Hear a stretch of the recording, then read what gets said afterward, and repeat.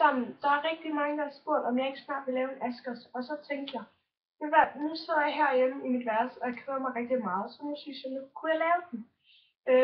Så der er måske rigtig mange spørgsmål, som I tænker, hvorfor gør hun det? Men som sagt, i den her video, der svarer jeg sandt. Og der kan godt være nogle spørgsmål, jamen der har jeg ikke noget svar til, fordi jamen, det er et spørgsmål, som egentlig ikke har noget med mig at gøre, eller som egentlig ikke noget, jeg gør, så kan jeg altså ikke svare på det. Jeg har skrevet de spørgsmål ned, som jeg synes, der er mest nødvendige at fortælle til jer. Som for eksempel, der kom et spørgsmål på et eller andet tidspunkt ved en eller anden. Jeg nævner ikke navn, men der var en stillet spørgsmål om, hvorfor jeg var på stoffer.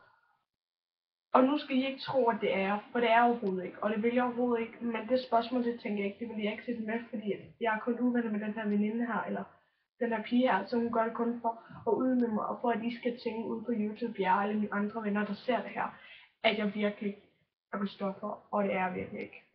Så ja, jeg synes bare, vi skal til at komme i gang, og så sætter jeg lige noget musik på.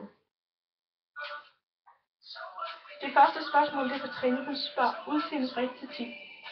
Ja, det er klart en 10'er. Jeg synes, du er rigtig, rigtig fantastisk, og dit ansigt, det er bare så flot, og du gør det så godt, så ja. Du spørger Trine igen, personlighed fra 1 til 10, det er klart en 10'er. Din personlighed er fantastisk, du kan ikke have en personlighed, end du allerede har i forvejen, den er fantastisk, og jeg elsker din personlighed, så den er klart en 10'er. Spørg Trine igen, det bedste med mig.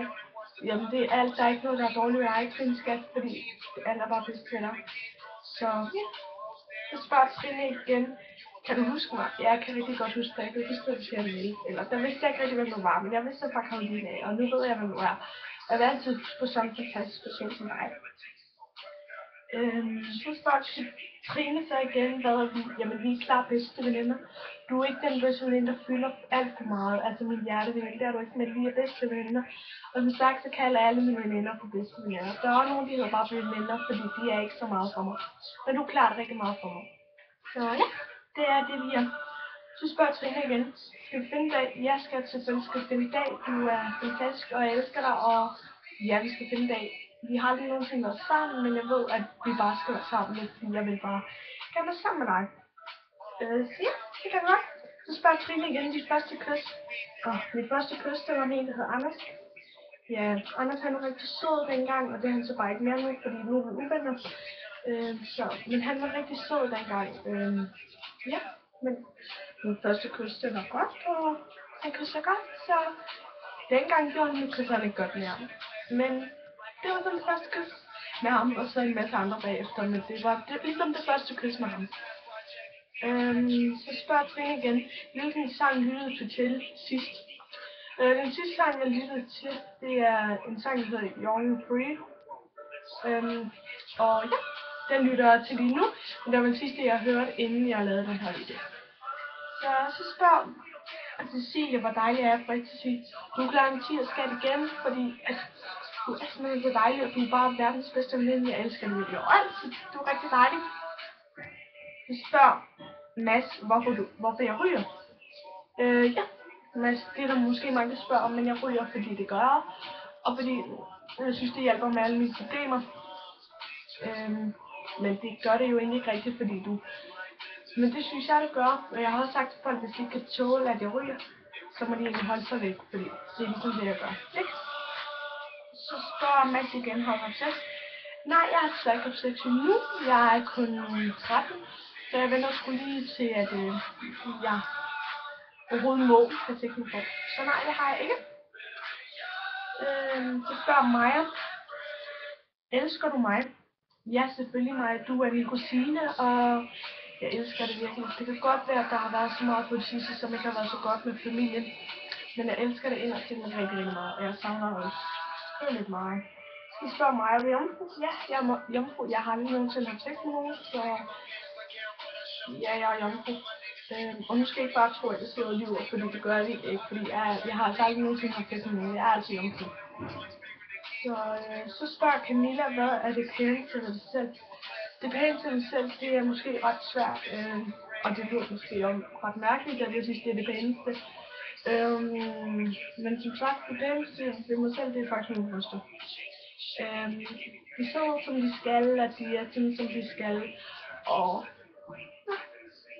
Mit hår er selvfølgelig også ret flot, og mine øjne er ret flot, men min bryst er det altså det, der kommer først. Jeg ved godt, det er måske ret mærkeligt navn, men sidst det. Men altså, det var et spørgsmål, og jeg selvfølgelig svarer ærligt på det, og det gør jeg selvfølgelig. Så spørger Rasmus, du er virkelig smuk. Tak, Rasmus. Det er du også. Så det var ikke rigtig et spørgsmål, det var bare en sød kommentar til mig.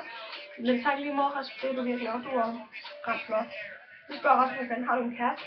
Ja, jeg har lige fået en kæreste, og han er fantastisk. Jeg elsker ham ubeskriveligt meget. Han hedder Thomas, og jamen, han er den, der beskriver allermest for mig lige nu, og jeg elsker ham virkelig. Altså, nu skal jeg snart sammen med ham i en weekend, så det glæder mig rigtig meget til. Og ja, som sagt, så savner han. Men ja, jeg har en kæreste, og jeg elsker ham ubeskriveligt meget. Så spørger Rasmus igen, hvis jeg er hvem?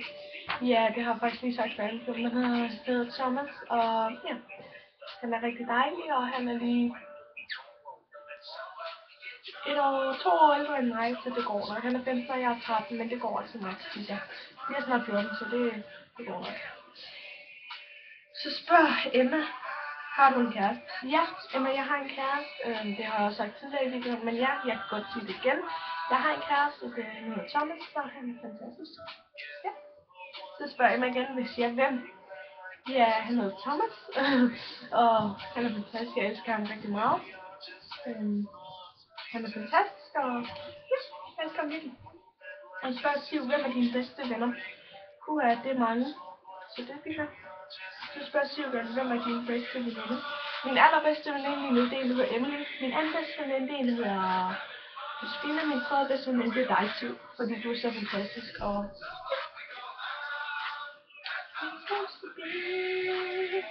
ja, jeg synes, der skulle komme lidt til over den lille sidst, det synes jeg ikke så godt, men sådan er det jo altså. Men ja, det er jo ligesom altid spørgsmål, og jeg håber ikke, at I tror, at jeg er en dårlig person nu eller sådan noget, fordi det er overhovedet ikke det, jeg vil være. Men jeg synes bare, det er vigtigt, at I ligesom hører, hvordan jeg går og har det, og hvad jeg går og laver. Men mange tak for spørgsmålene, og hvis der er mere, I vil spørge mig om, så skriv det i kommentaren, ellers skriv det privat. Hvis der er noget, I mener, at det spørgsmål, jeg har svaret, det har jeg ikke svaret ordentligt på, så skal jeg nok lige prøve at fortælle ordentligt til jer. Ja, I må have en fortsat god, hvad har vi det? Fortsat god torsdag. Ja, og så ses vi selvfølgelig i min allerbedste nye video. Hej hej!